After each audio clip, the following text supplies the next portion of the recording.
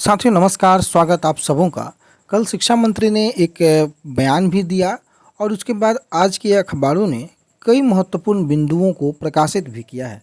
सबसे पहले 7वें चरण को लेकर के शिक्षा मंत्री का ये 12 सेकंड का बयान सुनिए। लगातार सोशल मीडिया में, ट्विटर में ये बयान आपको देखने को मिल जाएगा। अदरवाइज आप कशिश न्यूज़ के ऑफिशियल यूट्यूब चैनल पर जा करके भी आप इस बयान को देख सकते हैं।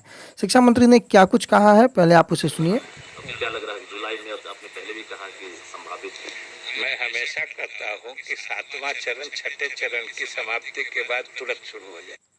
जिस प्रकार से आपने शिक्षा मंत्री के बयान को सुना, उन्होंने स्पष्ट कहा कि जैसा कि हमने पहले भी कहा है कि छठे चरण के खत्म होने के बाद हम लोग जो है तुरंत 7वां चरण को प्रस्तावित करेंगे, यानी कि लाएंगे। लगातार इस प्रकार की खबरें भी आप लोगों के सामने आती रहती हैं।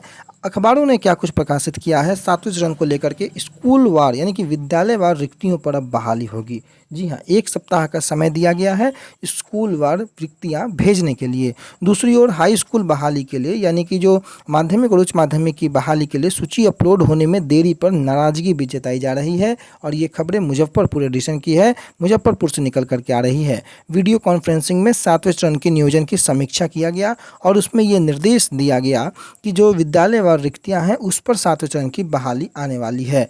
दूसरी ओर 7वें चरण को लेकर के लगातार अभ्यर्थी इंतजार भी कर रहे हैं। शिक्षा मंत्री लगातार जो है अपने जवाब को उसी प्रकार से टाल मटोल के माध्यम से दिए जा रहे हैं कि छठे चरण खत्म होगा तब 7वां चरण शुरू होगा। परंतु सवाल बनता है कि छठा चरण आखिर खत्म कब होगा। 30 जुलाई तक शेड्यूल निर्धारित है, उसके बाद 21 दिनों का जिस प्रकार से 3 समव्यवहार की बातें कही गई हैं, तो क्या छठा चरण जुलाई के बाद समाप्त हो जाएगा या फिर 7वें चरण के अभ्यर्थियों के लिए अभी और लंबा इंतजार करना बाकी है। 7वें चरण में जो नियोजन इकाई वार जो रिक्तियाँ छठे चरण तक हुई है, इस बार 7वें चरण में ऐसा नहीं होगा, बल्कि जो विद्यालयवार रिक्तियाँ हैं वो दी जाएंगी विभाग को और उसी के आधार पर विद्यालयवार रिक्तियों के आधार पर ही संबंधित स्कूलों में शिक्षकों की बहाली भी होगी। और ये एक अच्छा कदम हो सकता है, क्योंकि नियोजन इकाई वार कई ऐसे विद्यालय होते हैं जो कि बच जाते हैं, परंतु अगर हर विद्यालय वार रिक्तियाँ जाएंगी तो सीटों की संख्या भी बढ़ेगी और 2 सीटों जो विषयों में सीटों की संख्या बढ़नी बेहद आवश्यक है। अगर आप STET के कैंडिडेट हैं तो आपको पता होगा कि सीट से ज़्यादा रिजल्ट जो है कहीं ना कहीं कंप्यूटर साइंस विषय और सोशल साइंस विषय में, ये 2 विषयों में सीट से बहुत ज़्यादा विषय अभ्यर्थी क्वालिफाई हैं। और इन दोनों अभ्यर्थियों का लगातार ये प्रश्न रहता है कि आखिर इतने क्वालिफाई अभ्यर्थियों को समायोजित सरकार कैसे करेगी। पहले नंबर बात कि सरकार को ही समायोजित करना है। विद्यालयों में शिक्षकों के पद रिक्त हैं और उन रिक्त पदों पर सरकार को ही बहाली लेनी है। अगर आप बिहार गजट को देखें, मैंने लगातार कई महीने पहले भी बिहार गजट की चर्चाएं की थी, जिसमें 2 सामाजिक विज्ञान के शिक्षक और माध्यमिक विद्यालयों में 1 कंप्यूटर विषय के शिक्षकों को रखना अनिवार्य किया गया था। अगर सरकार बिहार गजट का अनुपालन करे तो कहीं ना कहीं शिक्षकों की जो पूर्ति है, जो क्वालिफाई संख्या ज़्यादा है शिक्षकों की, उनमें से काफ़ी ऐसे शिक्षक होंगे जो कि समायोजित हो जाएंगे। और ये ऐसा प्रयास लगातार करना भी चाहिए कि बिहार गजट को लेकर के सरकार उस पर आगे कोई गतिविधि तेज करे। दूसरी ओर नियमावली 2020 की भी चर्चाएं लगातार होते रहती हैं और अभी भी नियमावली 2020 प्रभावी है और उसी को लेकर के अभ्यर्थी आंदोलनरत भी है कि नियमावली 2020 और बिहार गजट के अनुसार बहाली की प्रक्रिया आगे बढ़ाई जाए। परंतु जो खबरें आई थी मुजफ्फरपुर समेत सभी जिलों के DPO स्थापना के साथ मंगलवार को जो वीडियो कॉन्फ्रेंसिंग की गई, उसमें 7वें चरण के नियोजन की समीक्षा करते हुए यह निर्देश दिया गया कि प्रधान सचिव के माध्यम से जो निर्देश दिया गया है कि इस बार नियोजन इकाई वार रिक्ति की बजाय विद्यालयवार रिक्ति का आकलन विभागीय स्तर पर होगा और इसकी पूरी निगरानी भी होगी। पिछले कई चरणों में बहाली के बाद भी कई स्कूलों में शिक्षक नहीं मिलने का मामला सामने आया है और इस पर जो है विभाग ने यह बदलाव किया। जैसा कि मैंने आपको बताया कि नियोजन इकाई वार जब रिक्तियां उपलब्ध कराई जाती हैं तो उसमें कई विद्यालय होते हैं जहाँ पर रिक्तियाँ होने के बावजूद भी वहाँ पर बहाली नहीं हो पाती है और ऐसा कदम उठाने से विभाग के पास जो पूर्ण रूप से जो रिक्तियाँ होंगी वो पहुँचेंगी और ज़्यादा से ज़्यादा अभ्यर्थियों को वहाँ मौका दिया जाएगा। छठे चरण की बहाली के बाद भी छात्र अनुपात में शिक्षक नहीं दिए गए।